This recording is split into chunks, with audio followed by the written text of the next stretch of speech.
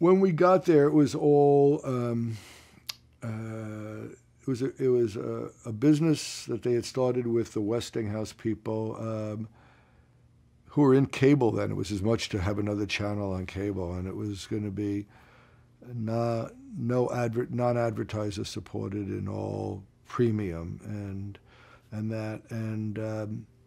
it was starting to do some shows, and it was just really I don't really think they had an image of where they wanted to be or where they wanted to go. And we wanted to give it a look and a feel, and we thought that ultimately if we built the premium up enough that we would eventually be able to make it a hybrid. In other words, not take lots of advertising, but make it into a channel that had some advertising maybe between shows we were thinking at the time. We wanted to be very careful with what types of commercials we would do and how we would expose it. But we always knew it was Disney. It was the voice of Disney. It was the outlet for Disney. It was a way to go there. So we handled it really very carefully. We watched what we would put on it. There were big arguments over time about whether the classic Disney movie should run on that, or should we make a lot of money and sell it someplace else, and a lot of that. But did you end up running some of them? Yeah, we did, and we developed shows with starting Saturday and Sunday morning shows with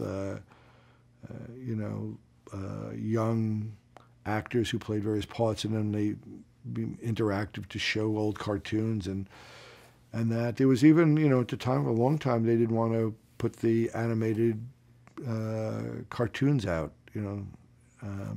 We didn't want to just go back and do the Disney Club again, which had been done years before, as popular as it was. So it just took time to develop that, and we brought in John Cook to run it, and he did a really good job running that network, and it just grew. People watching it. There was a time where we lost our focus a little bit, and Nickelodeon came on and did much edgier things and we were also at the same time selling half-hour strips that we were making into syndication to run in that 4 to 6 o'clock, 3 to 5 o'clock area. And we had to find out, it's what they've done now. Where does everything go, and how does it go, and how often is it repeated, and where does it show up? And that was the most difficult part. Today you're seeing a little different. See, television channels have a problem. They're linear. At 1 o'clock, only one thing can be on at 1 o'clock. So why are there 4 channels or 5 of ESPN? Because they want to do more than one thing at 1 o'clock. Disney Channel is, spread out multiple channels now and that. Now you're getting everything online. So I think television's about to change again, and you won't have cable systems in 5 to 10 years. Everything will come through. It'll look the same. It'll come through your TV set, but it'll all be online.